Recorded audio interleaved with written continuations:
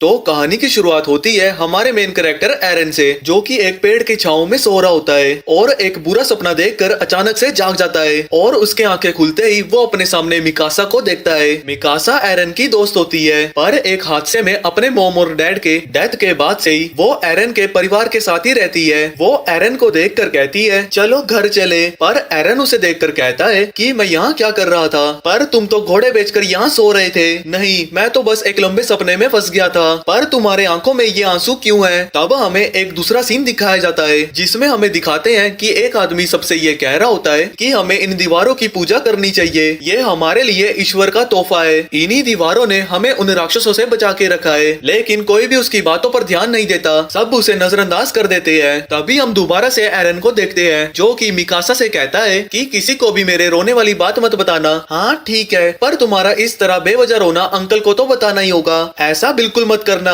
फिर मिस्टर हैनिस जो कि एक सैनिक होते हैं वो एरन से पूछते हैं कि तुम रो क्यों रहे थे, क्या तुम्हें मिकासा ने मार तो नहीं लगाई? भला मैं क्यों रोने लगा, और आपके पास से दारू की बदबू क्यों आ रही है? आप फिर से ड्यूटी के वक्त शराब पी रहे हो। हमें आज दीवार पर नजर रखनी है, अब यहाँ पूरा दिन रहकर भूख प्यास तो लगनी ही है, इसीलिए जरा सी दारू से हम अपना काम आसान बना रहे हैं। क्या आप इस हालत में उनसे लड़ पाओगे? अगर वो दीवार तोड़कर अंदर आ जाएं। तभी दूसरा सैनिक अंदर आते हुए कहता है इस डॉक्टर के बच्चे में बहुत गर्मी है, अगर कभी ऐसा हुआ भी तो हम संभाल लेंगे, और वैसे भी पिछले 100 सालों में अब तक ऐसा कुछ भी नहीं हुआ, इसीलिए तो पापा कहते हैं कि हमें और भी ज्यादा सावधानी रखनी चाहिए। तब हैनिस कहता है माना तुम्हारे पापा ने पूरे शहर को महामारी से बचाया है और हम उनके एहसानमंद भी है, पर टाइटन वाला मामला बिल्कुल अलग है। हमने देखा है टाइटन्स को दीवार की मरम्मत के वक्त, पर आज तक वो 50 मीटर की दीवार में खरोंच के अलावा कुछ भी नहीं कर पाया है। इन दीवारों के अंदर हम रोज खा के सो के जिंदा तो रहेंगे, पर वो जिंदगी किसी कैद किए हुए जानवर के जैसी ही होगी। जिस पर कुछ सैनिक हंसते हुए कहते हैं काफी हिम्मत वाला लड़का है, पर वो इस मामले में खुद भी कुछ नहीं कर सकता। ये सुनकर एरन और मिकासा अपने घर की तरफ बढ़ने लगते हैं, और रास्ते में मिकासा उससे कहती है कि तुम्हें सर्वे कॉर्प्स में भर्ती होने वाली जिद छोड़ देनी चाहिए। अब तुम भी ऐसा कहोगी, मेरा वो मतलब नहीं था। लेकिन तभी वहाँ बेल बजती है और एरन खुश होकर कहता है सर्वे कॉर्प्स वापिस आ गए, फ्रंट गेट खुलने वाला है, चलो मिकासा हमारे हीरो जीतकर वापिस आ रहे हैं। वहाँ जाने पर सारे सैनिकों के मुंह लटके होते हैं और एरन उनमें से एक की तरफ मुस्कुराते हुए देखता है, लेकिन वो उसे इग्नोर कर देता है। तब एरन बाकी सर्वे कॉर्प्स को देखकर हैरान हो जाता है, क्योंकि सभी सोल्जर्स को बहुत बुरी तरीके से चोट लगी होती है और भीड़ में लोग बात कर रहे होते हैं कि सिर्फ इतने ही वापस लौटे हैं, बाकी सभी खा लिए होंगे। यही होता है दीवार के बाहर जाने का नतीजा। तभी उस भीड़ में से एक बूढ़ी औरत बाहर निकलकर एक सैनिक से अपने बेटे के बारे में पूछती है, मेरा बेटा दिखाई नहीं दे रहा, वो कहाँ है? क्या ये मोजेस की माँ है? इन्हें वो दे दो।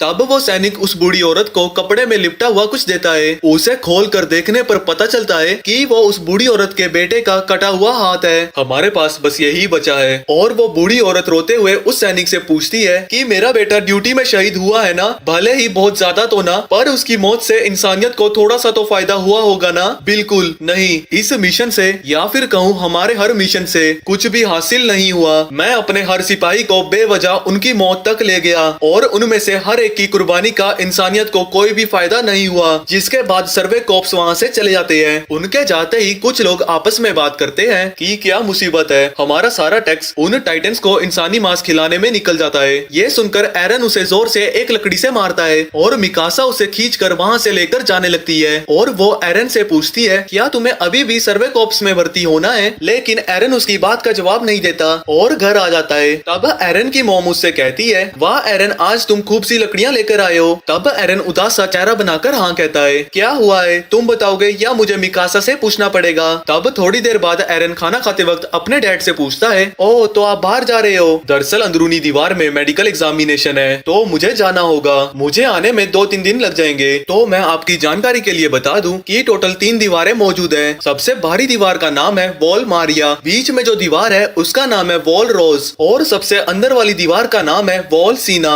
इसके बाद मिकासा एरन के पेरेंट्स से कहती है कि वो सर्वे कॉर्प्स में भर्ती होना चाहता है, और ये सुनकर एरन की मॉम एरन से कहती है ये सब क्या है, छोड़ दो ये सपना, एक दिन इसी जिद की वजह से तुम मर जाओगे। तब एरन के डैड एरन से पूछते हैं मेरे बेटे तुम्हें क्यों बाहर जाना है? एरन उन्हें बताता है कि डैड मुझे जानना है कि बाहर की दुनिया में ऐसा क्या है, मैं अपनी पूरी जिंदगी इन दीवारों के अंदर कैद होकर नहीं बिताना चाहता। तब उसके डैड वहाँ से जाने लगते हैं और जाने से पहले एरन को बोलते हैं कि मैं लौटने पर तुम्हें अपने बेसमेंट का एक राज बताऊंगा। एरन अपनी मॉम से काफी काफी ज्यादा गुस्सा होता है, इसीलिए वो अपनी मॉम से लड़कर वहाँ से भाग जाता है। तब उसकी मॉम मिकासा से कहती है जरा ध्यान रखना इसका, नादान है ये लड़का थोड़ा अभी। इसके बाद हम देखते हैं कि एरन के दोस्त को कुछ लोग पीट रहे होते हैं और अपने दोस्त को बचाने के लिए एरन वहाँ पहुँच जाता है। ये देखकर वो कहते हैं आजा आजा बेटे, तेरी हड्डियां भी तोड़ देते हैं। पर तभी उसके पीछे मिकासा को देखकर सभी बच्चे वहाँ से भाग जाते हैं और एरन को लगता है कि उसे देखकर वो लोग वहाँ से भागे थे। मतलब कितना ही बेवकूफ है ये लड़का। दरअसल इस लड़के का नाम आर्मिन होता है, जो कि असल में एरन का बेस्ट फ्रेंड है। एरन आर्मिन से पूछता है कि वो लोग तुम्हें क्यों मार रहे थे और तुम्हें पता है कि मिकासा ने सबको बता दिया घर पे कि मुझे सर्वे कॉर्प्स में भर्ती होना है। एरन आर्मिन से बात कर रहा होता है कि तभी एक जोरदार धमाका होता है। वहाँ पर सभी लोग दीवार के पास पहुँचते हैं और एरन कुछ ऐसा देखता है जिसे देखकर उसकी आंखें फटी की फटी रह जाती है, क्योंकि उन सभी लोगों को उस दीवार के ऊपर एक बहुत बड़ा सा हाथ दिख रहा था। और आर्मिन कहता है ये नामुमकिन है, ये दीवार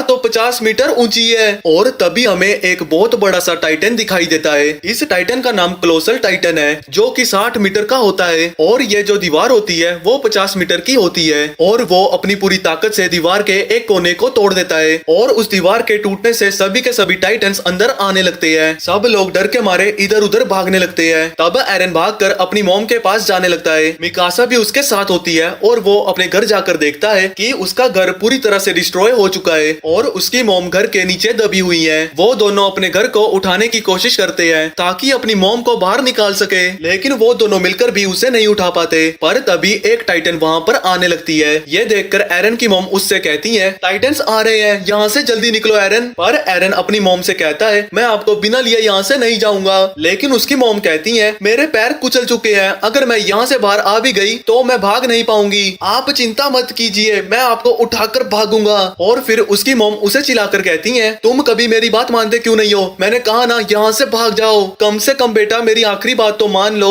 अगर इसी वक्त तुम यहाँ से नहीं गए तो हम तीनों के तीनों यहाँ पर मारे जाएंगे। पर तभी हैनिस वहाँ पर आ जाता है और एरन की मॉम उससे कहती है शुक्र है हैनिस तुम यहाँ पर आ गए, जल्दी से एरन और मिकासा को लेकर यहाँ से भाग जाओ। लेकिन ये सुनकर हैनिस कहता है कार्ला मैं इतना भी गिरा हुआ नहीं हूँ, मैं उस टाइटन को मारकर तुम तीनों को बचाऊंगा। और हैनिस उस टाइटन को मारने के लिए उसकी तरफ बढ़ने लगता है, लेकिन उस टाइटन के सामने जाते ही हैनिस फ्रीज हो जाता है। उस टाइटन को अपने सामने खड़ा हुआ देखकर हैनिस कांपने लग जाता है और वो वापिस आकर एरन और मिकासा को लेकर वहाँ से भागने लगता है। और कार्ला उसे शुक्रिया कहती है। एरन चिल्लाकर कहता रहता है क्या कर रहे हो तुम, मॉम है वहाँ पर, मुझे छोड़ो। एरन आखिरी बार अपनी मॉम को देखता है और रोते हुए अंदर ही अंदर उसकी मॉम कहती है प्लीज मुझे छोड़कर मत जाओ। लेकिन तभी वो टाइटन वहाँ पर आती है और उसकी मॉम के 2 टुकड़े कर एरन की आंखों के सामने ही उसे खा जाती है। ये देखकर एरन पूरी तरह से शॉक्ड हो जाता है। टाइटन से बचने के लिए सभी लोग इधर उधर भाग रहे होते हैं। वो सभी के सभी लोग टाइटन्स का खाना बन रहे होते हैं। उन टाइटन्स के लिए जैसे ये सभी के सभी इंसान कोई खिलौना होते हैं। हैनिस एरन और मिकासा को लेकर वहाँ से भाग रहा होता है, पर एरन हैनिस को मारते हुए कहता है हम मॉम को बचाने ही वाले थे। और फिर हैनिस एरन को नीचे फेंक कर कहता है खुद को संभालो, तुम अपनी मॉम को इसीलिए नहीं बचा पाए क्योंकि तुम कमजोर हो, और मैं उस टाइटन से इसीलिए नहीं लड़ पाया क्योंकि मैं एक कायर हूँ। हैनिस एरन से माफी मांगता है मुझे माफ कर दो, मैं डर गया था। दूसरी तरफ हमें एक सोल्जर को दिखाया जाता है जो कि बोल रहा होता है कि अंदरूनी गेट के अंदर चलो, वहाँ बहुत सारी बोट्स खड़ी हैं, जल्दी करो वरना सबके सब मारे जाओगे।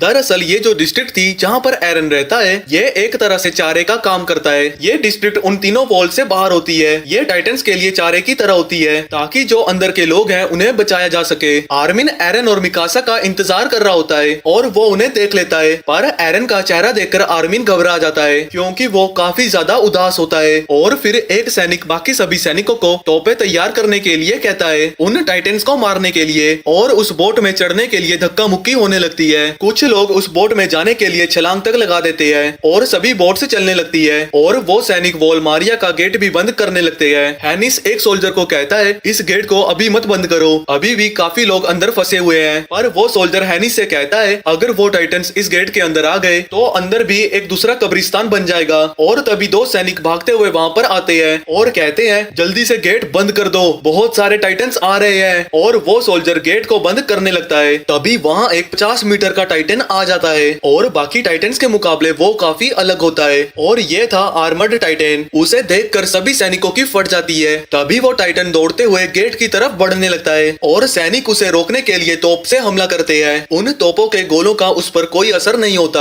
और वो उस गेट को तोड़ देता है। फिर हमें एक दूसरा सीन दिखाया जाता है। दूसरी तरफ वॉलरोज के डिस्ट्रिक्ट में कुछ बड़े अथॉरिटीज के लोग आपस में बात कर रहे होते हैं कि पिछले 100 सालों में ऐसा तो कुछ भी नहीं हुआ, तो अब कैसे। उनमें से एक आदमी कहता है पर सच तो यही है कि लोगों को वहाँ से निकाला जा रहा है, अभी तक 500 लोग बोट से आ चुके हैं। तब फिर एक आदमी कहता है पर वो वॉल मारिया को तो नहीं तोड़ेंगे ना। और तभी एक सैनिक आकर उन्हें कहता है वॉल मारिया भी टूट चुकी है और टाइटन्स घुस चुके हैं। तब हमें एरन का सीन दिखाया जाता है जिसमें वो मन ही मन कहता है कि अब हम कभी भी उस घर में नहीं जा पाएंगे। आखिर क्यों, मैं आखिरी वक्त में भी अपनी मॉम से लड़ रहा था। फिर वो बहुत ही गुस्से में कहता है कि मैं उन्हें मिटा दूंगा इस दुनिया से, एक को भी नहीं छोड़ूंगा। वॉल मारिया में टाइटन्स के घुसने की वजह से उस साल सरकार ने इंसानी इलाके को वॉलरोज तक ही सीमित कर दिया। इस सब के बीच करीब 10,000 लोग टाइटन्स का निवाला बन गए। फिर हमें एक छोटा सा सीन दिखाया जाता है जहाँ एरन के डैड मन ही मन कहते हैं एरन, कार्ला, मिकासा प्लीज जिंदा होना। तब हमें एक दूसरा सीन दिखाया जाता है जहाँ एरन के डैड एरन को एक इंजेक्शन लगा रहे होते हैं और एरन कहता है डैड आखिर आप ये क्या कर रहे हो, मॉम की डेथ के बाद आप पागल हो चुके हो। और उसके डैड कहते हैं ये तुम्हारी भलाई के लिए ही है। और साथ ही साथ वो एरन को एक चाबी देते हुए कहते हैं कि इसे कभी खोना मत, तुम्हें इसके ताले तक जाना ही होगा। तब हमें पता चलता है कि एरन बस एक सपना देख रहा होता है और उसके इस तरह चौंक कर उठ जाने की वजह से मिकासा उससे पूछती है क्या तुमने कोई बुरा सपना देखा।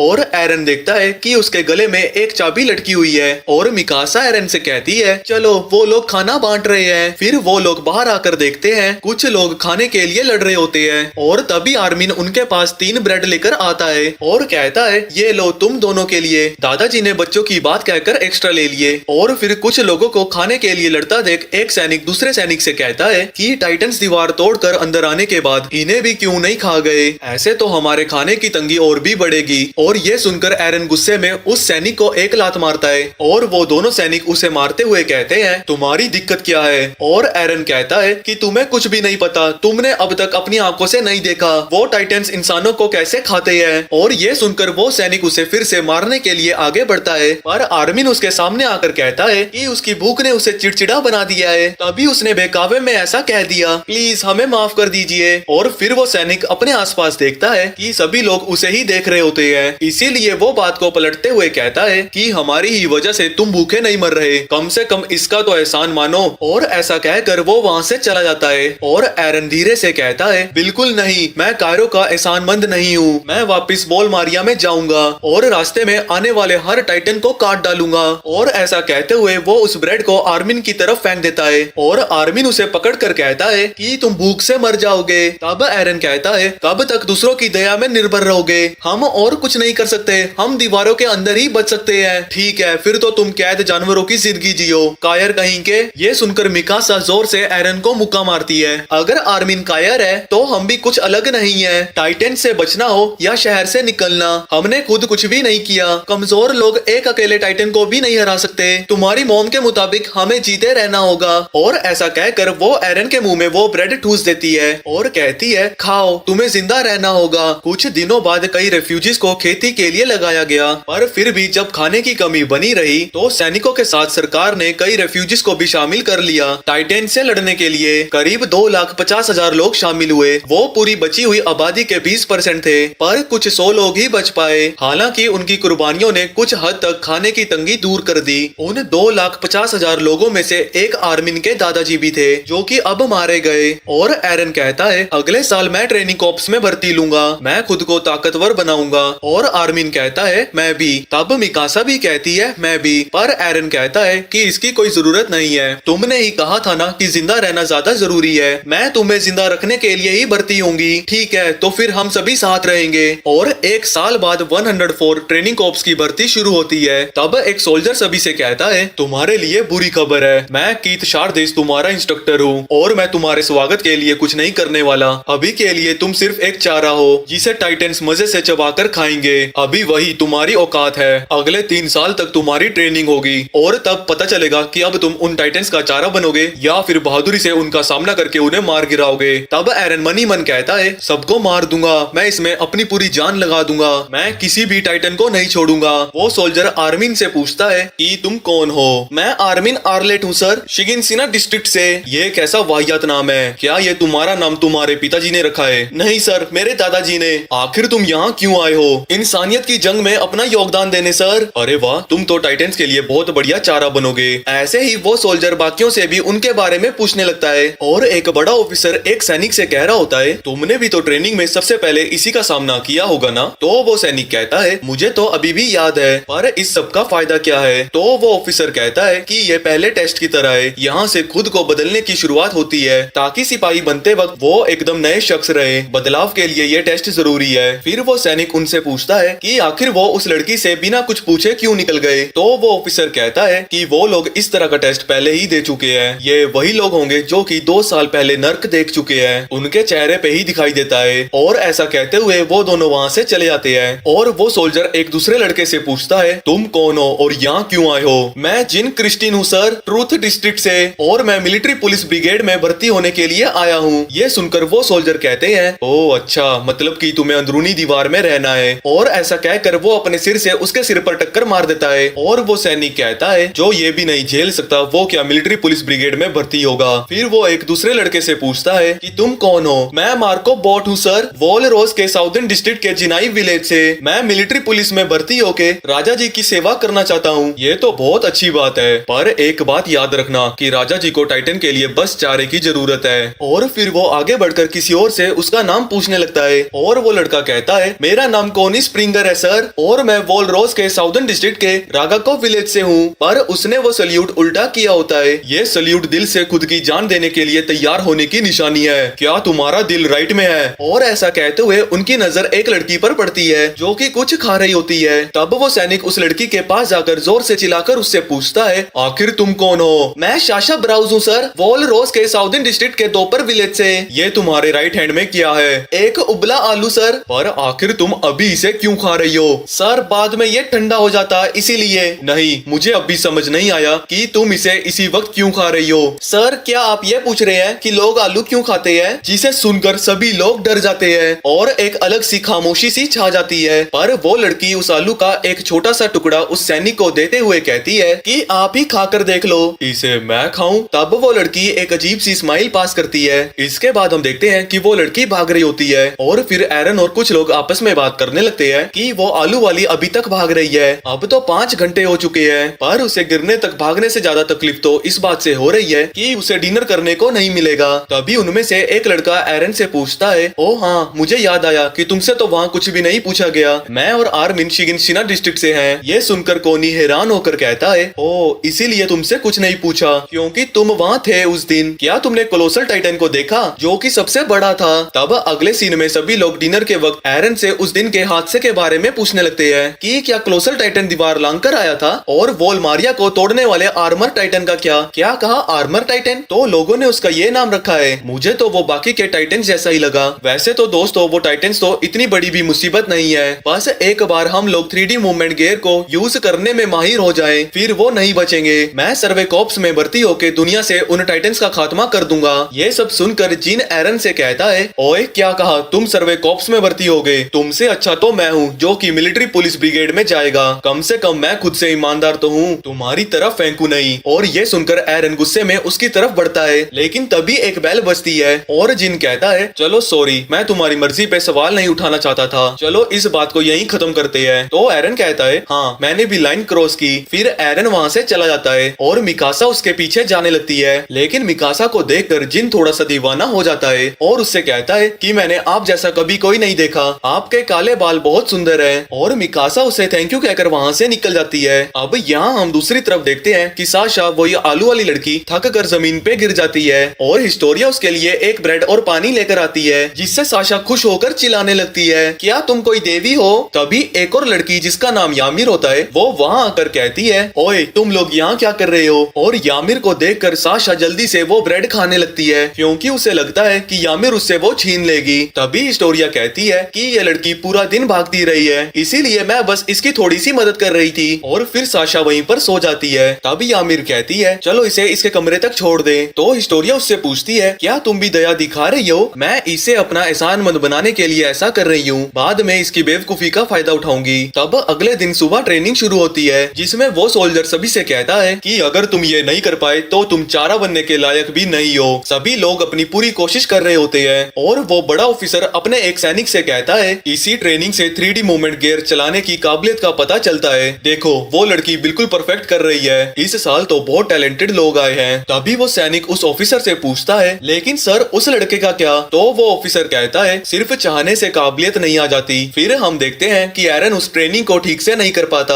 और सभी लोग उसका मजाक उड़ा रहे होते हैं। वो सैनिक एरन को बहुत डांटता है कि इसे ठीक से करो, खुद को ऊपर उठाओ, लेकिन उससे नहीं हो पाता। फिर जब ट्रेनिंग खत्म हो जाती है तो एरन, मिकासा और आर्मिन को छोड़कर सब वहाँ से चले आते हैं और मिकासा और आर्मिन एरन को दिलासा देते हैं कि फालतू की चीजें मत सोचो, इसे आराम से करो, हो जाएगा। तो एरन कहता है ठीक है, शायद अब मैं कर लूं, और वो दोबारा ट्राई करता है, लेकिन इस बार तो वो मुंह के बल गिर जाता है। और फिर डिनर के वक्त सब उसका मजाक उड़ाने लगते हैं कि कल तो ये बड़ी ऊंची ऊंची फेंक रहा था, आज इसका वो जोश कहाँ गायब हो गया, अब इसे भी खेती के लिए लगा देंगे। तब आर्मिन एरन से कहता है उन पर ध्यान मत दो, पर मिकासा कहती है तुम्हें जिद छोड़ देनी चाहिए, सिर्फ चाहने से काबिलियत नहीं आ जाती, एक सैनिक बनना ना बनना तुम्हारे हाथ में नहीं है, तो ये बेकार की कोशिश छोड़ दो। और ये सुनकर एरन और आर्मिन वहाँ से चले आते हैं। एरन जीन और कोनी से जाकर रिक्वेस्ट करता है कि प्लीज मुझे बैलेंस करने की ट्रिक बताओ, लेकिन वो दोनों भाव खाने लगते हैं और उसका बहुत मजाक उड़ाते हैं। फिर एरन मदद के लिए राइनर और बर्थोड के पास पहुँचता है, लेकिन राइनर कहता है सॉरी पर मुझे इसके लिए कोई ट्रिक नहीं पता,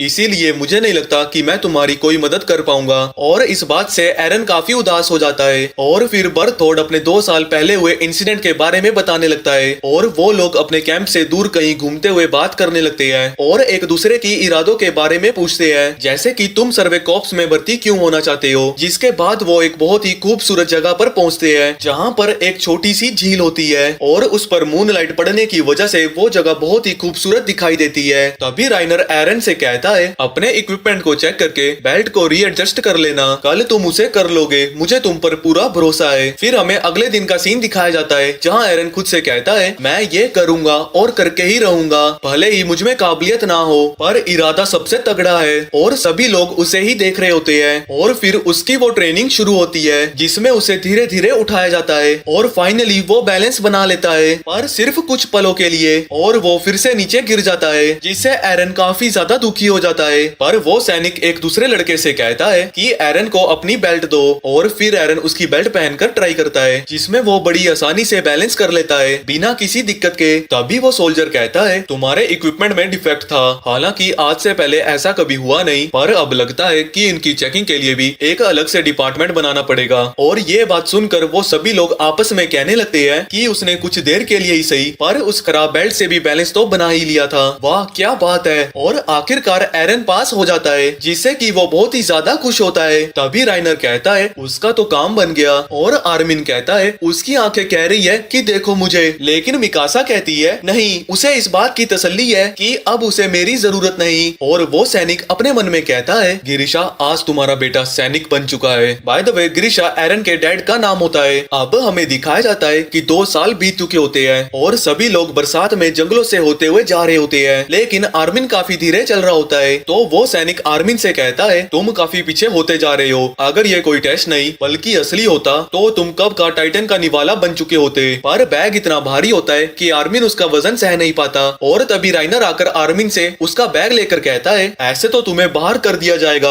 आज की ट्रेनिंग ग्रेड में जुड़ेगी, अगर तुम मेरी मदद करोगे तो तुम्हारे ग्रेड्स कम कर दिए जाएंगे, इसीलिए उन्हें पता मत चलने देना, तुम्हें बस पास होना है। लेकिन उस सैनिक को ये पता चल जाता है और वो अपने मन में कहता है राइनर ब्राउन, इसके पास फिजिकल पावर के साथ साथ मेंटल पावर भी बहुत है। और फिर आर्मिन अपने मन में सोचता है कि किसी पर बोझ बनने से तो अच्छा है कि मैं मर जाऊं, और ये कहकर वो राइनर के पास से अपना बैग लेकर आगे की ओर काफी तेजी से बढ़ने लगता है। फिर टाइटन्स को मारने की ट्रेनिंग चल रही होती है और सभी अपना बेस्ट देने की कोशिश करते हैं और वो सैनिक सभी की काबिलियत के बारे में अपने रिपोर्ट्स में लिखने लगता है। इसके बाद वो लोग हैंड टू हैंड कॉम्बैट की प्रैक्टिस कर रहे होते हैं। तब एरन कहता है आखिर इसका फायदा क्या है, भला एक सैनिक दूसरे लोगों से क्यों लड़ेगा, दुश्मनों से बिना हथियार लड़ना तो बेवकूफी होगी। ये सुनकर राइनर कहता है कि चाहे कोई भी दुश्मन हो हमें हर तरह से लड़ने के लिए तैयार रहना चाहिए, ये हम सैनिकों की जिम्मेदारी है। साथ ही साथ वो एनी की ओर देखकर कहता है उस नाकारा लड़की को सीख देने की जरूरत है, और ये कहकर वो एनी का रास्ता रोक लेता है जिससे वो काफी गुस्सा हो जाती है। और एरन अपने मन में कहता है कि पहले ही वो डरावनी लगती थी पर अब तो वो बिल्कुल शैतान लग रही है। फिर राइनर एरन को आगे कर देता है और एनी एरन के साथ हैंड टू हैंड कॉम्बैट करने लगती है जिसमें वो एरन को बहुत आसानी से हरा देती है। फिर एनी राइनर से कहती है अब तुम्हारी बारी। पर राइनर कहता है नहीं, मैं नहीं। तो एरन कहता है पीछे हटने की सोचना भी मत राइनर, उसे एक सैनिक की जिम्मेदारी का एहसास जो दिलाना है। तो राइनर कहता है हाँ, एक सैनिक हर लड़ाई से भाग नहीं सकता। लेकिन एनी उसे भी जमीन पर पटक देती है और एरन उससे पूछता है कि तुम्हें ये किसने सिखाया? मेरे पापा ने, पर इस ट्रेनिंग का कोई फायदा नहीं, इसके तो कोई पॉइंट्स भी नहीं मिलने वाले। साथ ही साथ एनी उसे कुछ ऐसी बातें भी बोलती है जिससे एरन भी एक गहरी सोच में पड़ जाता है और वो अपने मन में कहता है कि अपने ताकतवर बनने की जिद में मैंने इस बात पर तो गौर ही नहीं किया कि ये लोग अपने लड़ने की काबिलियत सिर्फ उन टाइटन से भागने के लिए निखार रहे हैं। फिर हम एक दूसरे सीन को देखते हैं जिसमें सभी लोग डिनर कर रहे होते हैं और जिन मार्गों के साथ मिलिट्री पुलिस ब्रिगेड और अंदरूनी दीवारों की बातें करने लगता है। तभी एरन जीन से कहता है अंदरूनी दीवार आरामदायक होगी ना, 5 साल पहले तक ये इलाका भी वैसा ही था। साथ ही साथ वो ये भी कहता है हम लोग उन टाइटन्स को मारने की ट्रेनिंग उनसे दूर भागने के लिए कर रहे हैं, कम से कम सब तुम्हारी तरह झूठी हिम्मत तो नहीं दिखाते। और ये सुनकर एरन को बहुत गुस्सा आ जाता है और वो दोनों एक दूसरे की तरफ बढ़ते हैं। तभी मिकासा आकर एरन को रोक देती है, लेकिन जीन फिर भी नहीं रुकता और वो उसका कॉलर पकड़ लेता है। पर एरन उसे एक लात मार के नीचे गिरा देता है, जिससे वहाँ पर सब हैरान हो जाते हैं। और जीन कहता है अब ये क्या था? ये एक hand to hand combat technique है जो कि मैंने तब सीखी जब तुम टाइम पास कर रहे थे। फिर हमें दूसरा सीन दिखाया जाता है जहाँ पर सब ट्रेनी ग्रेजुएट हो जाते हैं और एक बड़ा ऑफिसर उनसे कहता है आज से तुम सभी ग्रेजुएट के पास 3 ऑप्शंस हैं चुनने के लिए। पहला है गैरिसन, जो लोग दीवार पर तैनात रहकर शहर को बचाते हैं। दूसरा है सर्वे कॉप्स, जो दीवार के पार टाइटन्स के इलाके में जाते हैं। और तीसरा है मिलिट्री पुलिस ब्रिगेड, जो राजा जी के आदेश पर लॉ एंड ऑर्डर मेंटेन करके रखते हैं। हालांकि पहले ही बताया गया था कि तीसरा ऑप्शन टॉप 10 ट्रेनी ही चुन सकते हैं। फिर यहाँ हम देखते हैं कि सभी लोग जश्न मना रहे होते हैं, पर एक लड़का एरन से कहता है क्या तुम सच में मिलिट्री पुलिस ब्रिगेड में नहीं जाओगे? पर तुम तो टॉप 10 में हो। मैंने पहले ही तय कर लिया था कि मैं सर्वे कॉप्स में जाऊंगा, मैंने इतनी ट्रेनिंग अंदरूनी दीवार में रहने के लिए नहीं की। तो वो लड़का कहता है इंसानियत टाइटन से नहीं जीत सकती। फिर सभी एरन की ओर देखने लगते हैं और एक खामोशी सी छा जाती है, माना कि इंसानियत अब तक सारी लड़ाई हारी है, पर हर हार से हमें एक नई सीख मिली है। हम उन टाइटन्स के बारे में और भी ज्यादा जान पाए हैं। तो क्या अब उन हजारों कुर्बानियों को जाया करके हम चुपचाप बैठकर इंतजार करते रहे कि कब टाइटन्स हमें खा जाएं? और ऐसा कहकर वो वहाँ से चला जाता है। अब हमें अगले दिन का सीन दिखाया जाता है जिसमें सर्वे कॉप्स की मेन फोर्स दीवारों के बाहर जा रही होती है और भीड़ में से एक आदमी कहता है कमांडर एरविन उन टाइटन्स की चटनी बना देना।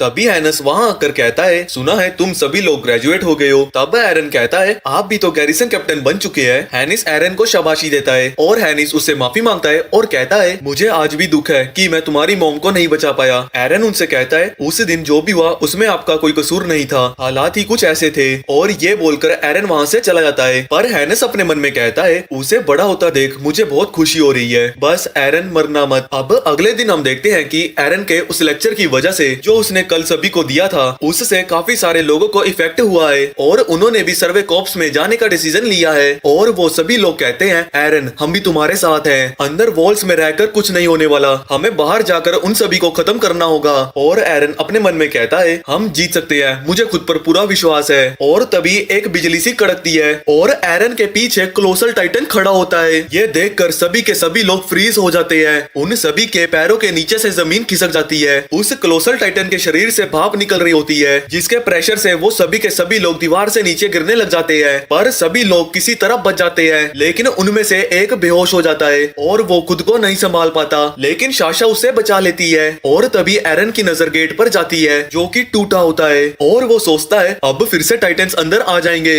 और तभी एरन को वही सीन याद आता है जब उसकी मॉम को उस टाइटन ने उसकी आंखों के सामने ही खा लिया था, जिससे एरन को काफी ज्यादा गुस्सा आ जाता है और वो उस कोलोसल टाइटन की तरफ बढ़ते हुए कहता है दुश्मन ठीक सामने है, जंग के लिए तैयार हो जाओ। और वो ठीक उस दीवार के ऊपर पहुंच जाता है उस कोलोसल टाइटन के पास। अब वो कोलोसल टाइटन अपने हाथ से एरन पर हमला करता है, लेकिन एरन उसके इस हमले से बच जाता है। और तभी उसे रियलाइज होता है कि उस कोलोसल टाइटन का असली टारगेट वो नहीं बल्कि वो कैनन्स थे जो उस पर बार बार हमला कर रहे थे। और ये देखकर एरन के दिमाग में बस यही चल रहा होता है कि गेट का टूटना कोई हादसा नहीं बल्कि सोची समझी साजिश है, यानी कि कोलोसल टाइटन सोच सकता है उसमें दिमाग है। और तभी वो कोलोसल टाइटन टाइटन उस पर दोबारा से हमला करने लगता है, पर एरन उससे बचते हुए उसकी गर्दन की ओर बढ़ता है और अपने मन में कहता है कि सिर्फ यही है जो कि गेट तोड़ सकता है, ये अच्छा मौका है इसे मारने का। और एरन उसके गले पर वार करने लगता है, पर तभी कोलोसल टाइटन अपने अंदर से भाप छोड़ता है, जिससे एरन भी बहुत मुश्किल से बच पाता है। और जैसे ही वो उस पर दोबारा से हमला करने के लिए बढ़ता है तो वो देखता है कि कोलोसल टाइटन वहां से गायब हो चुका है। और तभी थॉमस एरन से कहता है कि वो कहाँ चला गया। तभी एरन कहता है कि वो अचानक से गायब हो गया, ठीक वैसे ही जैसे कि 5 साल पहले हुआ था। तो कोनी कहता है अभी इन सब बातों का वक्त नहीं है, दीवार टूट चुकी है और टाइटन्स किसी भी पल अंदर आते होंगे। और तभी एक सैनिक आकर उनसे कहता है कि तुम लोग अभी भी यहाँ हो, जल्दी से HQ पहुंचो,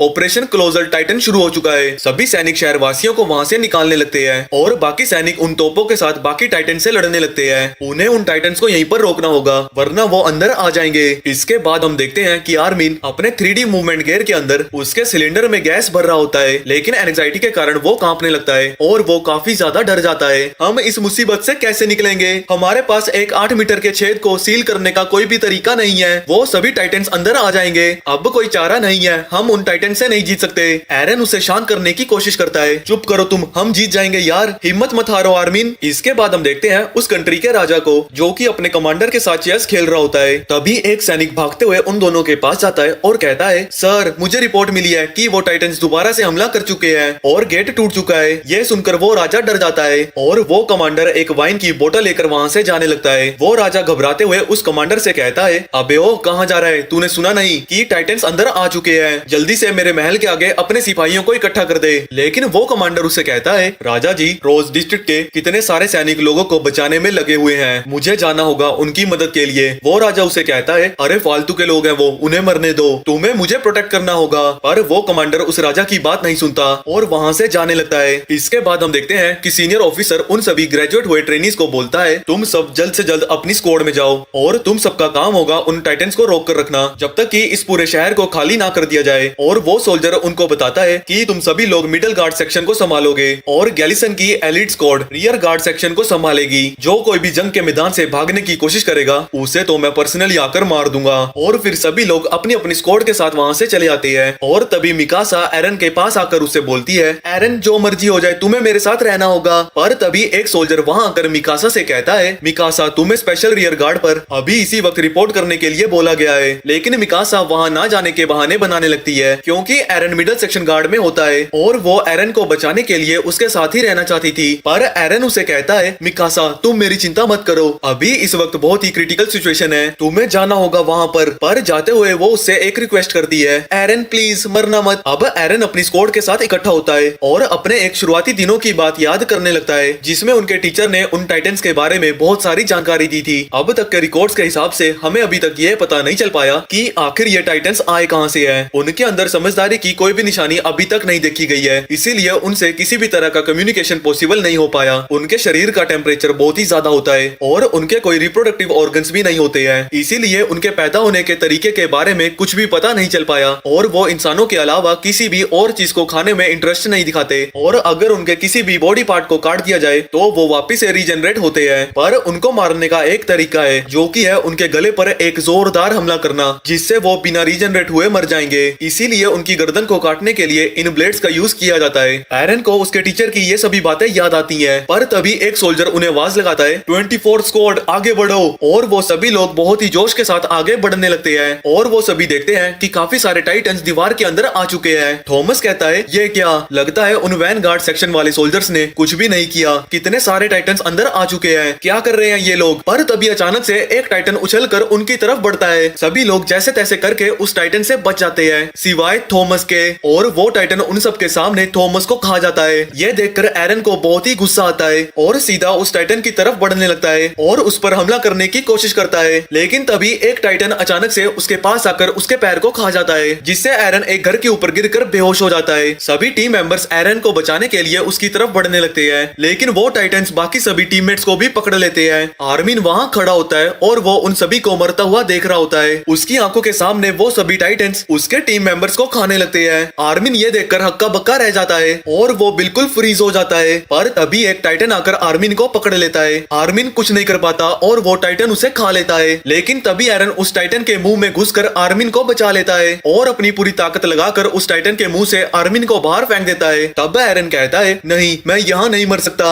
आर्मिन, तुम्हें याद है ना कि तुम्ही ने मुझे बाहरी दुनिया के बारे में बताया था कि इन दीवारों के बाहर एक और दुनिया है, मैं तुम्हारे साथ वहाँ पर जाना चाहता हूँ। आर्मिन घबराते हुए एरन से कहता है, एरन जल्दी वहाँ से बाहर निकलो। पर तभी वो टाइटन एरन को खा लेता है और ये देखकर आर्मिन बहुत ही जोर से चिल्लाने लगता है। वो इतनी जोर से चिल्लाता है कि वो आवाज मिकासा को भी सुनाई देती है। अब कोनी आर्मिन के पास आता है और उसे होश में लाने की कोशिश करता है। आर्मिन एरन को मरता हुआ देखकर सदमे में होता है और वो जोर जोर से चिल्लाने लगता है। पर जैसे तैसे कोनी उसे शांत करके उससे पूछता है, आर्मिन तुम्हारी स्क्वाड कहाँ पर है? लेकिन आर्मिन की तरफ से कोई जवाब ना मिलने पर यामिर वहाँ पर आ जाती है और कहती है, सभी मर गए होंगे। कोनी गुस्से से यामिर को कहता है, तुम चुप रहो, आर्मिन ने अभी ऐसा कुछ नहीं कहा है। ठीक है, तो तुम अपनी बकवास बंद रखो। शायद इसकी किस्मत अच्छी रही होगी कि ये नल्ला बच गया। कोनी को उसका एटीट्यूड देखकर काफी ज्यादा गुस्सा आता है। पर तभी क्रिस्टा वहाँ आ जाती है और वो सिचुएशन को संभालती है कि तुम लोग ऐसे मत लड़ो, अभी लड़ने का समय नहीं है। और अब आर्मिन जैसे तैसे करके उठ जाता है और रियर गार्ड सेक्शन के पास जाने लगता है। और रास्ते में जाते हुए वो अपने मन में कहता है, ये कैसी दुनिया में रहता हूँ मैं, ये नरक है। इस दुनिया में ताकतवर लोग कमजोरों का शिकार करते हैं, यही इस दुनिया की रियलिटी है। मैं भी मिकासा और एरन की तरह ताकतवर बनना चाहता था, लेकिन उनके लिए तो मैं बस एक बोझ हूँ, उन्हें हर बार मुझे बचाना पड़ता है। और आज भी मेरी वजह से एरन मारा गया। वो ये सब सोच रहा होता है कि तभी उसका ध्यान हटता है और आर्मिन एक दीवार के साथ जाकर टकरा जाता है और नीचे गिरकर रोने लगता है। दूसरी तरफ हम देखते हैं कि एक बहुत ही अमीर आदमी अपने 2-3 बॉडीगार्ड को साथ में लेकर गेट का रास्ता रोक लेता है। उसका सामान इतना ज्यादा होता है कि वो उस गेट के पार जा ही नहीं पाता है और वहाँ बाहर हजारों की संख्या में लोग खड़े होते हैं। वो सभी लोग उसे गालियां दे रहे होते हैं और वो अमीर आदमी कहता है, इसमें जो सामान है वो तुम्हारी जिंदगियों से भी ज्यादा कीमती है। तभी भीड़ में से एक बंदा एक सोल्जर को आगे करते हुए बोलता है, ओए निकम्मे, जा इन्हें रोकना, सोल्जर है ना तू तो। लेकिन हम देखते हैं कि वो सोल्जर भी उस अमीर आदमी से डरा होता है क्योंकि वो एक कंपनी का बॉस होता है। वो अमीर आदमी उस सोल्जर से कहता है, अच्छा बेटा, मुझे रोकेगा तू? जो तू खाना खाता है ना वो मैं दिलाता हूँ तुझे। और तभी धरती कांपने लग जाती है और उनकी तरफ एक टाइटन बहुत ही तेजी से बढ़ने लगता है, जिसे देखकर वहाँ मौजूद सभी के सभी लोग बहुत डर जाते हैं और वहाँ हंगामा मच जाता है। वो सभी लोग उस गेट के अंदर जाने की कोशिश करने लगते हैं, पर तभी पीछे से कुछ सोल्जर्स आकर उस टाइटन को मारने की कोशिश करते हैं। लेकिन वो टाइटन बहुत ही ज्यादा तेज होता है, ये एबनॉर्मल टाइटन है, बस भागता जा रहा है पागलों की तरह। पर तभी मिकासा वहाँ आ जाती है और वो काफी तेजी से आगे जाकर उस टाइटन को मार देती है और उसको मारने के बाद उसकी नजर उस गेट पर पड़ती है जहाँ बहुत सारे लोग इकट्ठा होते हैं। और वो अमीर आदमी उससे कहता है, मिकासा तुम बिल्कुल सही टाइम पर आई हो, इन सभी लोगों को मेरी मदद करने के लिए बोलो, इसके बदले में मैं तुम्हें बहुत ज्यादा इनाम दूंगा। ये सुनकर मिकासा कहती है, यहाँ मेरे साथी मर रहे हैं क्योंकि शहर खाली करने में देर हो रही है, पर आखिर उनको तो मरना ही है, उनकी यही तो ड्यूटी है, सिटीजन्स की हिफाजत करना।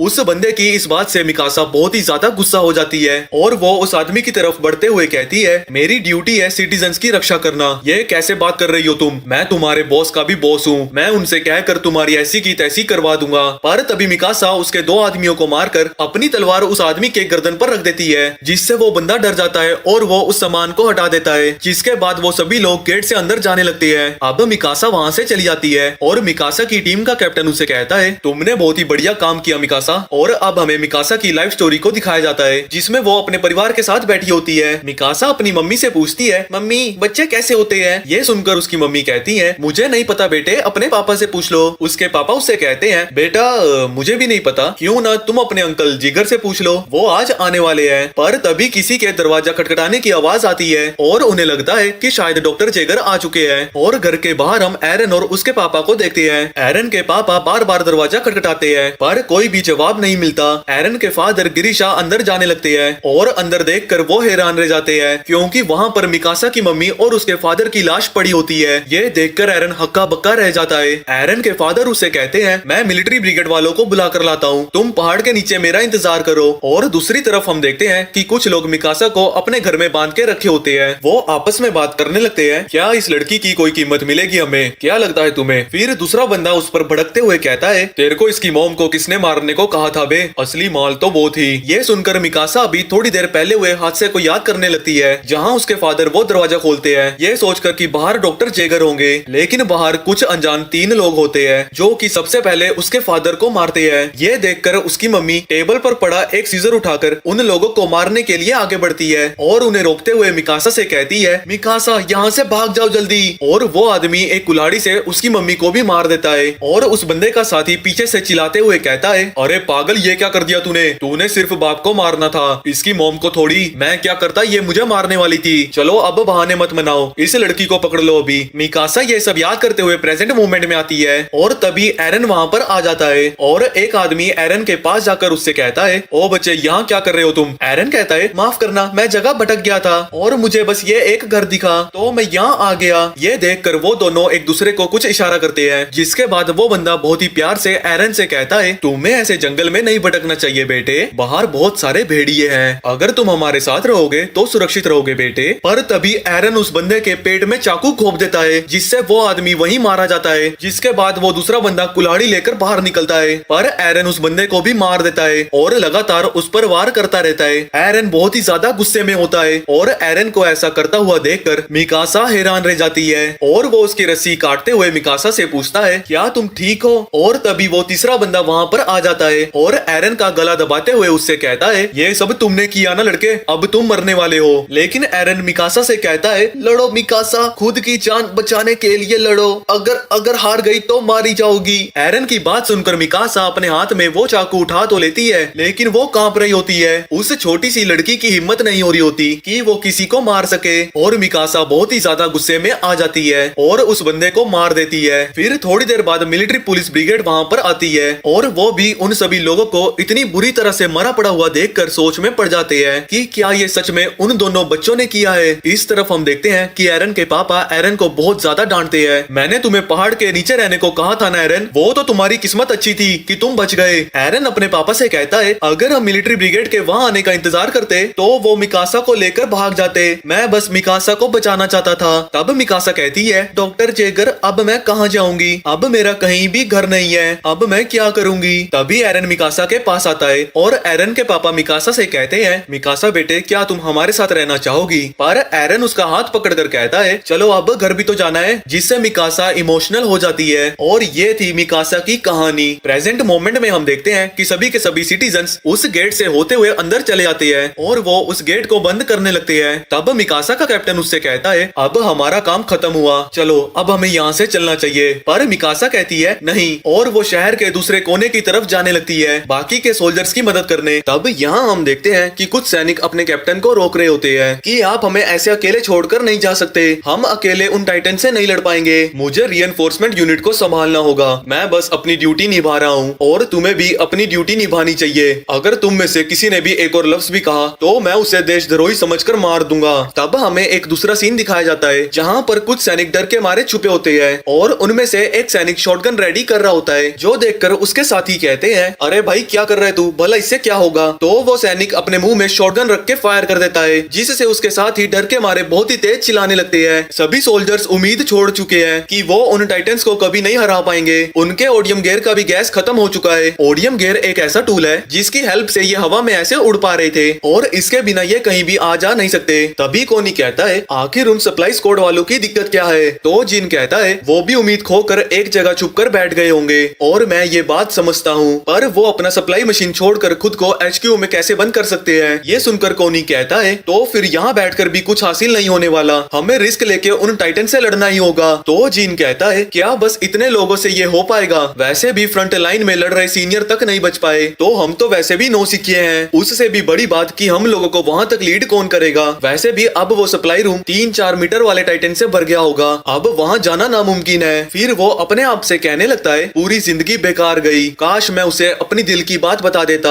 फिर हम साशा को देखते हैं जो कि सबको मोटिवेट करने में लगी होती है कि अगर हम साथ मिलकर कोशिश करें तो बच सकते हैं, चाहो तो मैं तुम सबके आगे रहूंगी। लेकिन उसकी बातों से किसी को कोई फर्क नहीं पड़ता। फिर मार्को कहता है, चाहे हम कुछ भी कर लें, हम नहीं बच पाएंगे। ऐसा नहीं है कि मैं मरने से डर रहा हूँ, पर क्या मेरी मौत की कोई अहमियत होगी? तभी मिकासा वहाँ आकर एनी से कहती है, खुद गर्जी के लिए माफ करना, पर क्या तुमने एरन की स्क्वाड को देखा है? तो एनी कहती है, नहीं, और अभी तक तो कोई दीवार पर भी नहीं चढ़ा। लेकिन राइनर कहता है, अरे हाँ, आर्मिन वहाँ पर है। जिसके बाद मिकासा आर्मिन से पूछती है, तुम ठीक तो हो? तुम्हें चोट तो नहीं आई? वैसे एरन कहीं दिखाई नहीं दे रहा, लेकिन उसके सवालों का आर्मिन कोई जवाब नहीं देता और खामोश रहकर बस यही सोचता है कि अब मैं किस मुंह से मिकासा को सच बताऊं, काश मैं भी वहाँ एरन के साथ ही मर जाता। पर रोते हुए वो मिकासा से कहता है, मुझे छोड़कर 34th ट्रेनिंग कॉर्प्स स्क्वाड में सभी अपनी ड्यूटी निभाते हुए शहीद हो गए। और ये सुनकर सब और भी भी ज्यादा डर जाते हैं और कुछ लोग आपस में बात करने लगते हैं कि अगर हमने भी टाइटन से लड़ने की कोशिश की तो हमारा भी यही अंजाम होगा। तभी आर्मिन कहता है मिकासा मुझे माफ कर दो,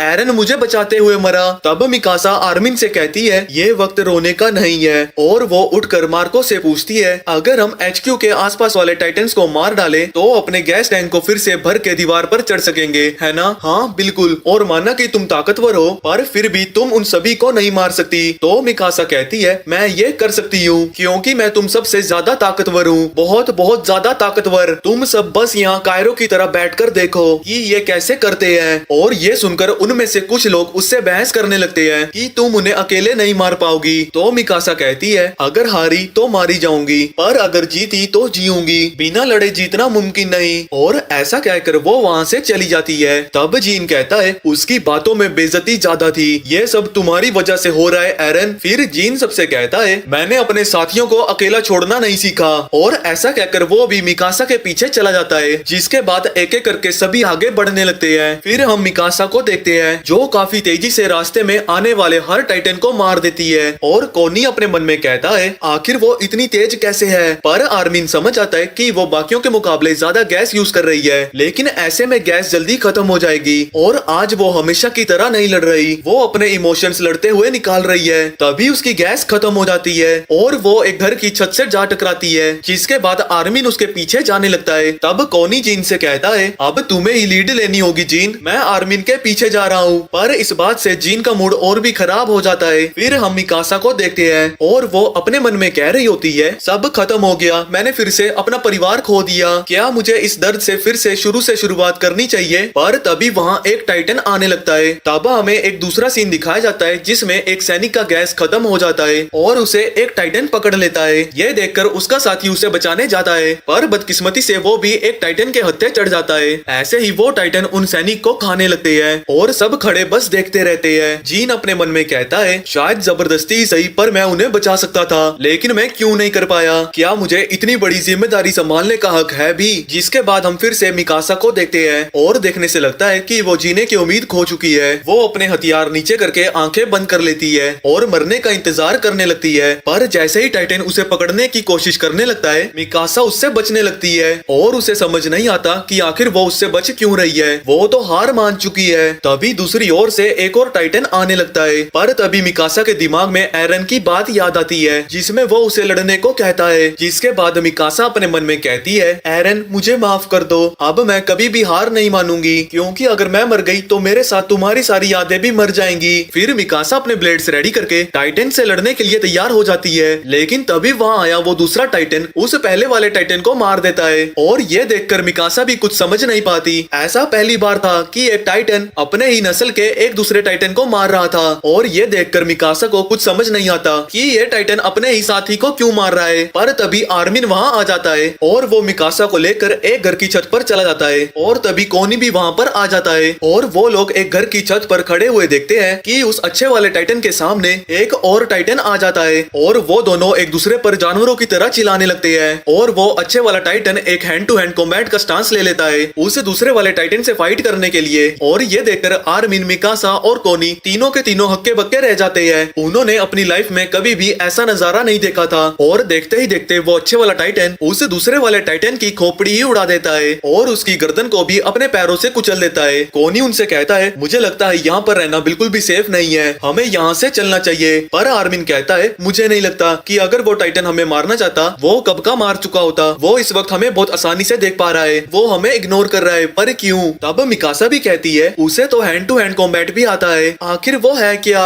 तो कोनी कहता है वो एक एबनॉर्मल टाइटन है, वैसे भी उन्हें समझना नामुमकिन है, चलो HQ चलते हैं। फिर आर्मिन कहने लगता है कि मिकासा की गैस खत्म हो चुकी है और ये सुनकर कोनी घबरा कर कहने लगता है कि अब हमें लीड कौन करेगा। तब आर्मिन कहता है अब तो बस एक ही रास्ता है और वो अपने गेयर्स मिकासा से एक्सचेंज करने लगता है। तो मिकासा कहती है आर्मिन मैं तुम्हें यहाँ अकेला नहीं छोड़ने वाली, तुम भी हमारे साथ ही चलोगे। फिर मिकासा सोचने लगती है कि मैं बिना किसी और की परवाह किए दूसरों की जिंदगी भी दांव पर लगा रही थी, मैं खुद गर्ज हो गई थी, पर अब मैं ऐसा नहीं करूंगी। वैसे भी एक टाइटन को दूसरे टाइटन से लड़ता देख मेरे अंदर फिर से जीतने की उम्मीद आ गई है। ये नजारा इंसानियत के गुस्से को बयां करती है। तब आर्मिन कहता है पहले ही गैस कम बची है और अगर तुम किसी को उठाकर ले जाओगे तो बहुत दिक्कत हो जाएगी। लेकिन कोनी और मिकासा आर्मिन को खींच कर ले जाने लगते हैं और आर्मिन अपने मन में कहता है कि नहीं, ऐसा मत करो, मेरे किसी और दोस्त की जान मेरी वजह से नहीं जानी चाहिए। और फिर वो मुड़कर उस एबनॉर्मल टाइटन की ओर देखता है और एक जगह रुककर कहता है मेरे पास एक आइडिया है। तो कोनी पूछता है कि कैसा आइडिया? सुनने में ये थोड़ा पागलपन सा तो लग सकता है, शायद हम उस टाइटन का इस्तेमाल एक हथियार की तरह कर सकते हैं। आर्मिन, तुम पागल हो गए हो क्या? कह दो कि ये बस एक मजाक है। वो टाइटन सिर्फ दूसरे टाइटन्स को ही मार रहा है और उससे हमें कोई भी इंटरेस्ट नहीं है। तो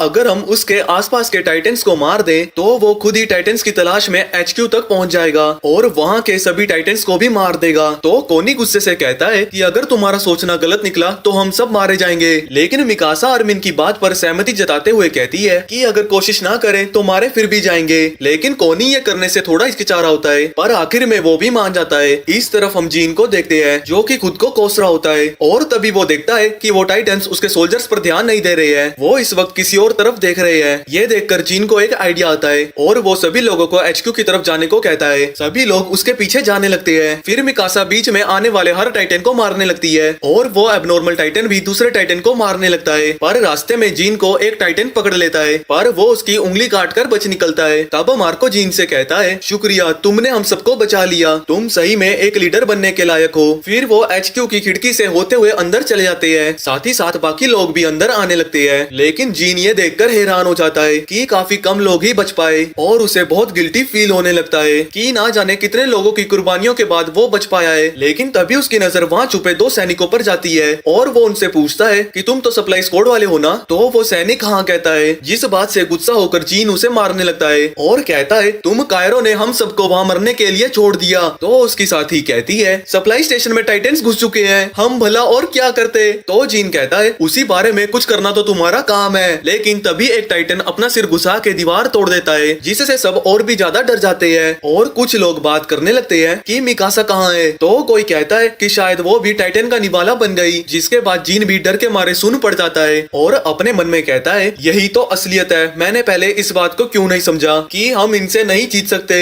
लेकिन तभी वो एबनॉर्मल टाइटन उन टाइटन्स को भी मार देता है, जो देखकर जीन भी हैरान हो जाता है। तब मिकासा, आर्मिन और कोनी भी वहाँ आ जाते हैं और जीन उसे जिंदा देखकर हैरान हो जाता है। जिसके बाद कोनी आर्मिन को धीरे से मारते हुए कहता है वाह आर्मिन, तुम्हारा तो जवाब ही नहीं, ये प्लान तो सच में काम कर गया। और वो काफी खुश होकर जीन से कहता है कि वो एक एबनॉर्मल टाइटन है, अगर हम उसका सही से इस्तेमाल करें तो हम जरूर बच सकते हैं। और ये सुनकर सब बड़े कंफ्यूज दिखाई देते हैं। लेकिन जीन कोनी से कहता है कहीं तुम्हारा दिमाग तो नहीं फिर गया? पर मिकासा कहती है ये प्लान जरूर काम करेगा, हमें बस उस टाइटन को अपने मन की करने देनी है, इससे वो हमारा ही काम आसान बनाएगा। फिलहाल जिंदा रहने का यही एक रास्ता है। फिर कोनी कहता है उसके रहते कोई दूसरा टाइटन अभी अंदर नहीं आएगा। तो राइनर कहता है उस टाइटन के बारे में हमें अभी कुछ ज्यादा नहीं पता। तब कोनी कहता है फिलहाल यहाँ से बच जाएं तो आगे का सोचेंगे। तभी जीन कुछ बॉक्सेस लेकर आता है और कहता है हमें मिलिट्री पुलिस ब्रिगेड के कुछ हथियार मिले हैं, टीम क्या इनसे कुछ बात बनेगी? तब आर्मिन कहता है अभी कुछ ना होने से कुछ तो बेहतर है। साथ ही साथ वो सबको अपना प्लान बताता है। नीचे 3-4 मीटर के 7 टाइटन है जिन्हें हम इन बंदूकों से अंधा बना सकते हैं। पहले हम कुछ लोगों को लिफ्ट से नीचे भेजेंगे और जैसे ही वो टाइटन्स उनके बिल्कुल करीब आ जाएंगे वो इनसे शूट करके उन टाइटन्स को अंधा बना देंगे।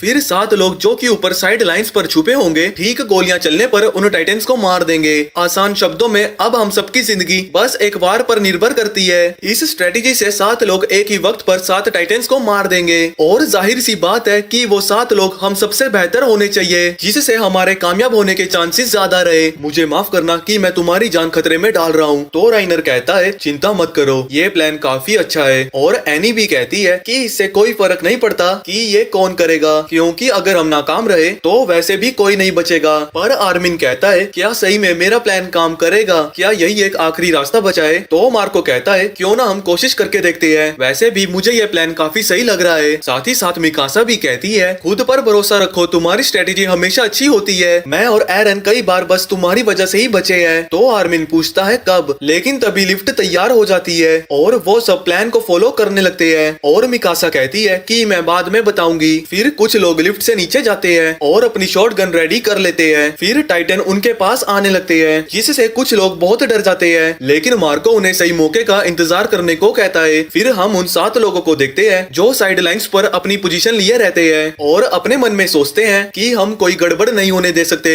अब सबकी जिंदगी बस उस एक वार पर टिकी है। टाइटन्स काफी करीब आ जाते हैं और मार्को सबको तैयार रहने को कहता है और सही मौका देखकर वो सभी शूट कर देते हैं, जिससे सभी टाइटन्स अंधे हो जाते हैं और साइड लाइंस पर खड़े 7 लोग तेजी से जाकर उन टाइटन्स पर वार करते हैं और उन सभी टाइटन्स को मार देते हैं। लेकिन दिक्कत तो तब होती है जब कोनी और साशा नाकाम हो जाते हैं और एक टाइटन साशा की ओर बढ़ने लगती है और अचानक से उस पर झपट्टा मार देती है, लेकिन जैसे तैसे साशा बच जाती है और सही मौका देखकर मिकासा उस टाइटन को मार देती है। तभी एनी भी उस दूसरे टाइटन को मार देती है और खतरा टल जाता है, जिसके बाद साशा मिकासा से कहती है तुम्हारा बहुत बहुत शुक्रिया, तुमने मेरी जान बचा ली। फिर कोनी भी एनी को शुक्रिया अदा कहता है, जिसके बाद जीन सबसे कहता है आखिर हमने कर दिया, अब सब अपनी गैस टैंक भर लो। और सब काफी खुश होकर गैस टैंक भरने लगते हैं। कुछ लोग कहने लगते हैं कि भला हो उस एबनॉर्मल टाइटन का, जिसकी वजह से और टाइटन्स फिलहाल अंदर नहीं आ रहे। जिसके बाद हम जीन और मार्को को देखते हैं और जीन उससे कहता है कि तब जो तुमने लीडर वगैरह बनने की बात करी थी, ऐसी बातें मुझे दोबारा मत कहना। तो मार्को कहता है मेरी बातों का बुरा मत मानना,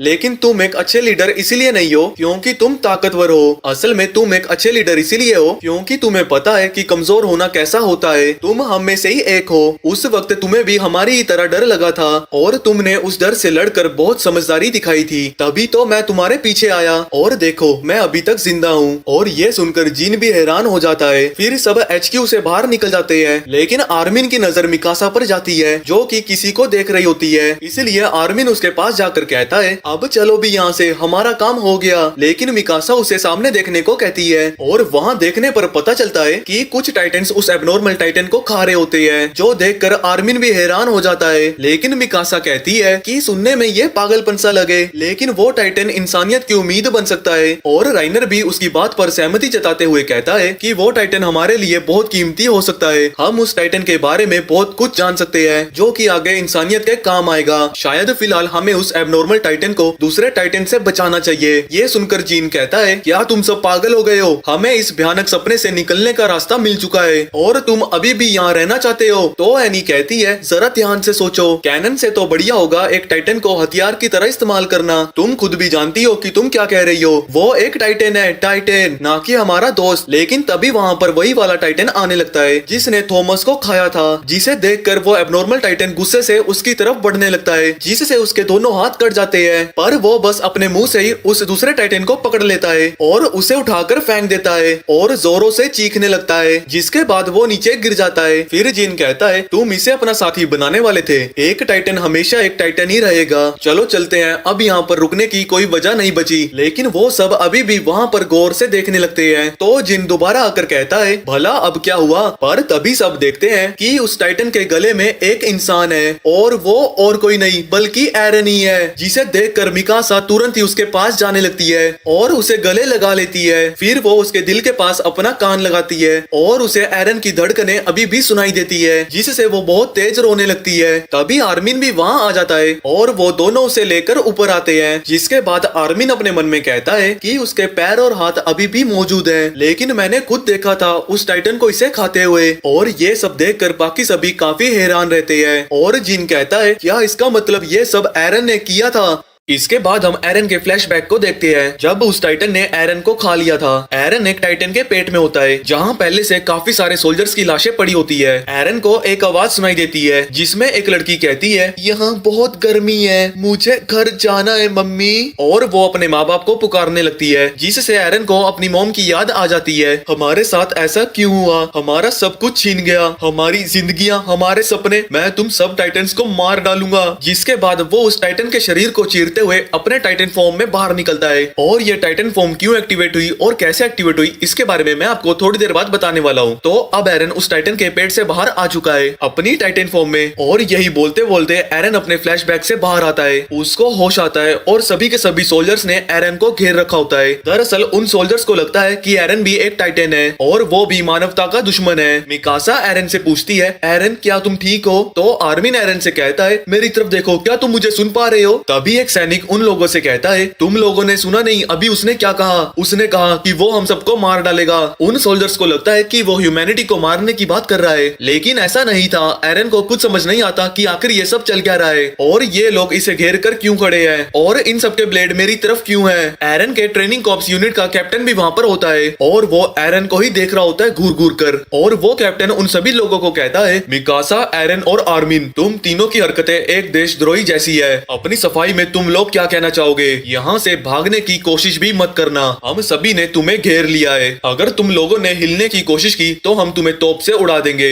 अब सच सच बताओ एरन कि तुम कौन हो, एक इंसान या फिर एक टाइटन? एरन अपने मन में सोचता है, भला ये कैसा सवाल हुआ, ये क्या पूछ रहे हैं मुझसे? एरन को कुछ भी नहीं पता होता कि वो पहले टाइटन में बदल चुका था। सभी के सभी सोल्जर्स उसे हेट की नजरों से देख रहे होते हैं, जैसे कि एरन कोई मॉन्स्टर होता है। तभी एरन जोर से चिल्लाकर कहता है, सर मुझे आपका सवाल समझ नहीं आया, क्या कहना चाहते हैं आप? तभी वो कैप्टन उससे कहता है, अच्छा बेटे, अब इनोसेंट बनने का नाटक कर रहे हो। हमने तुम्हें उस टाइटन के शरीर से निकलते हुए देखा एरन, और सिचुएशन देखते हुए मैं बिना राजा की परमिशन से भी अभी तुम पर तोप के गोले मार सकता हूँ। मुझे बिल्कुल भी रिस्क नहीं लेना, हम तुम तीनों को यहीं पर उड़ा देंगे। सोल्जर्स अपने कैनन्स रेडी रखो। बाकी के सोल्जर्स भी उस कैप्टन को कहते हैं, हम आसानी से इसे मार सकते हैं क्योंकि अभी ये टाइटन नहीं बना हुआ। तभी मिकासा उन सभी को कहती है, एरन को हाथ भी लगा के देखो, फिर बताती हूँ मैं तुम्हें। ये सुनकर वो कैप्टन थोड़ा सा डर जाता है क्योंकि मिकासा काफी ज्यादा खतरनाक सोल्जर होती है। इयान नाम का सोल्जर अपने कैप्टन को बताता है, सर वो मिकासा है, ये अकेली लड़की वन मैन आर्मी है, वन वुमेन आर्मी कह सकते हैं। आर्मिन मिकासा से कहता है, मिकासा उनसे लड़कर कोई फायदा नहीं है, हमारे पीछे दीवार है यार, हम इतने सारे सोल्जर से नहीं लड़ सकते, तुम थोड़ा सा शांत हो जाओ और उनसे बात करने की कोशिश करो। वो कैप्टन एरन से फिर से पूछता है, एरन मैं आखिरी बार तुमसे पूछ रहा हूँ, तुम एक इंसान हो या फिर एक टाइटन? एरन काफी सोच समझकर कैप्टन से कहता है, मैं एक इंसान हूँ सर। पर वो कैप्टन एरन की बात पर यकीन नहीं करता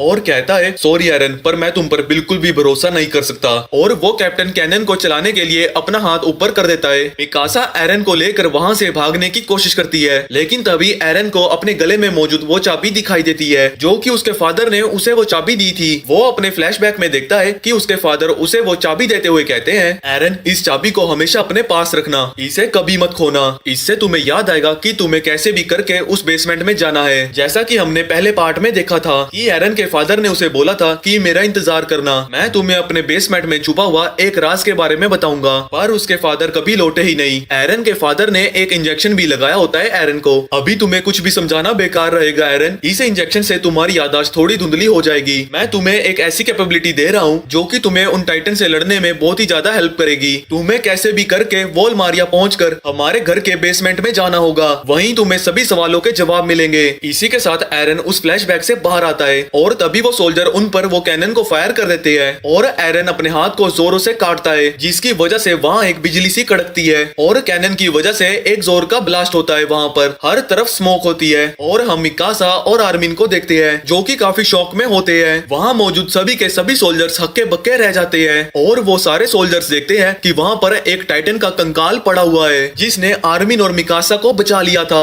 उस कैनन का धमाका और एरन की ट्रांसफॉर्मेशन एक ही टाइम पर होती है, जिसकी वजह से एक बहुत ही बड़ा ब्लास्ट होता है वहाँ पर, और उस ब्लास्ट की साउंड वहाँ पर खड़े सभी सोल्जर्स को भी सुनाई देती है जो कि वॉल के उस तरफ थे। उन सभी लोगों को लगता है क्या टाइटन्स अंदर तो नहीं आ गए वापस से, जिसके बाद राइनर उसी लोकेशन पर जाने लगता है। ब्रेथ होल्ड और एनी भी उसके पीछे पीछे जाने लगते हैं। वहाँ पहुँचने पर वो चारों लोग सिचुएशन को देखकर बहुत ही ज्यादा घबरा जाते हैं। एक स्केलेटन टाइप टाइटन जिसके आसपास बहुत ही ज्यादा स्मोक होती है, इसी चीज को देखकर सभी सोल्जर्स बहुत ही ज्यादा डर जाते हैं। उस स्केलेटन के अंदर आर्मिन भी बहुत ही ज्यादा डरा होता है। मिकासा उसे बताती है, आर्मिन मुझे लगता है कि एरन ने हमें बचाने के लिए ये सब किया। इसके बाद एरन अपनी आंखें खोलता है और सीधा जाता है आर्मिन और मिकासा के पास उन्हें चेक करने की क्या वो ठीक है। और आर्मिन एरन से पूछता है, एरन ये तुमने कैसे किया? एरन उन्हें बताता है, मुझे नहीं पता यार, ये कैसे हुआ, ये तो भाप बनना भी शुरू हो गया है, चलो जल्दी निकलते हैं यहाँ से। जैसे ही ये धुआं हटेगा वो सोल्जर्स फिर से हम पर हमला करेंगे, हमें जल्द से जल्द यहाँ से निकलना होगा। और एरन को धीरे धीरे अब समझ आने लगता है कि उसके फादर ने उसे ये ताकत दी है एक टाइटन में ट्रांसफॉर्म होने की, और ये जो चाबी है ये इसके घर के बेसमेंट की थी जहाँ बहुत सारे राज छुपे हुए हैं। एरन मिकासा और आर्मिन से कहता है, मेरी बात ध्यान से सुनो, मुझे अपने गाँव शिगिनशिना डिस्ट्रिक्ट में जाना होगा इस राज का पता लगाने। जिस वक्त वो कैनन हम पर शूट हुआ था उस वक्त मेरा पर्पस था तुम दोनों को बचाना, शायद इसीलिए मैं एक आधे अधूरे टाइटन में ट्रांसफॉर्म हुआ। पर देखना अगली बार मैं और भी ज्यादा ताकतवर बनूंगा,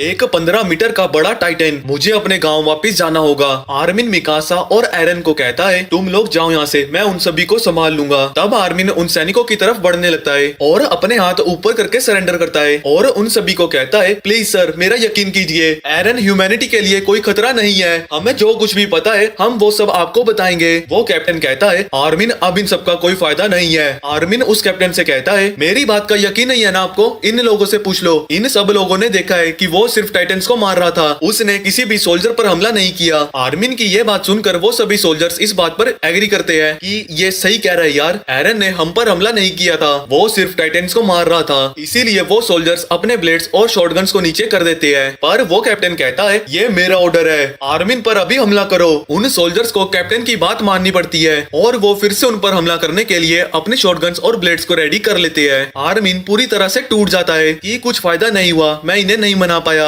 आर्मिन आखिरी बार ट्राई करता है और उसे सल्यूट करते हुए कहता है सर मैं एक सच्चा सोल्जर हूँ, प्लीज मुझ पर यकीन कीजिए, मैं ह्यूमैनिटी का रक्षक हूँ। अगर हम एरन को मिलिट्री के साथ ज्वाइन कर लें तो हम उन सभी के सभी टाइटन्स को हरा पाएंगे, प्लीज मेरा यकीन कीजिए। और बाकी के सोल्जर्स भी उस कैप्टन को कहते हैं सर मुझे लगता है कि हमें आर्मिन की बात को मान लेना चाहिए। पर यार ये कैप्टन अभी भी नहीं मानता और अपना हाथ उठाता है फिर से इन पर हमला करने के लिए। पर तभी कमांडर पिक्सिस वहाँ पर आ जाता है और उसके हाथ को पकड़ लेता है और पिक्सिस उस कैप्टन से कहता है कैप्टन क्या तुमने उस सोल्जर का दिल से किया हुआ सल्यूट नहीं देखा? इस सिचुएशन के बारे में मेरे कॉमरेड ने सब कुछ एक्सप्लेन कर दिया है और मुझे लगता है कि हमें एक बार तो इनकी बात सुन लेनी चाहिए। ये सुनकर आर्मिन खुशी से रोने लग जाता है और फिर एरन, मिकासा और आर्मिन एक घर की छत पर जाते हैं और कैप्टन पिक्सिस को सब कुछ बताते हैं। ये सुनकर कमांडर पिक्सिस उसे कहता है तुम लोग फिक्र मत करो, मैं तुम्हारी प्रोटेक्शन की पूरी जिम्मेदारी लेता हूँ। ये सुनकर वो तीनों खुश हो जाते हैं। तब कमांडर पिक्सिस आर्मिन से कहता है आर्मिन जो भी तुमने कहा था कि तुम एरन को मिलिट्री के साथ ज्वाइन कर सकते हो और सभी टाइटन्स का सफाया कर सकते हो, क्या ये सब पॉसिबल है या तुमने वो सिर्फ अपनी जान बचाने के लिए बोला था? आर्मिन कहता है दोनों ही कमांडर, दरअसल मैं ये सोच रहा था कि एरन अपनी टाइटन फॉर्म का यूज करके बड़े से पत्थर को उठाकर उस दीवार में हुए छेद को सील कर सकता है जहाँ से ही वो टाइटन्स अंदर आते हैं। पिक्सिस एरन से पूछता है बेटे क्या तुम उस गेट को सील कर सकते हो? ये सुनकर एरन उससे कहता है एरन अपनी कंट्री को बचाना चाहता था, इसीलिए पूरे जोश के साथ उस कमांडर से कहता है यस कमांडर मैं ये करूंगा सर, मैं अपनी पूरी कोशिश करूंगा। कमांडर पिक्सिस एक बड़ी सी दीवार के ऊपर जाता है। वो इतनी जोर से अटेंशन बोलता है कि आधे लोग तो उसकी आवाज सुन के ही पूरी तरह से घबरा जाते हैं। सभी के सभी सोल्जर्स उसे गौर से देख रहे होते हैं। वो उन सभी सोल्जर्स को कहता है अब मैं तुम सभी सोल्जर्स को एक प्लान बताने जा रहा हूँ। हमारा मकसद होगा उस बड़े से होल को सील करना और अब वक्त है इस ट्रेनी को आप सबके सामने पेश करने का। ये है एरन जेगर। ये सोल्जर अपने शरीर को एक टाइटन में बदल सकता है। तो हमारा प्लान ये है कि एरन अपनी शक्तियों का यूज करके एक टाइटन में बदलेगा और एक बड़े से पत्थर को उठाकर उस गेट को सील कर देगा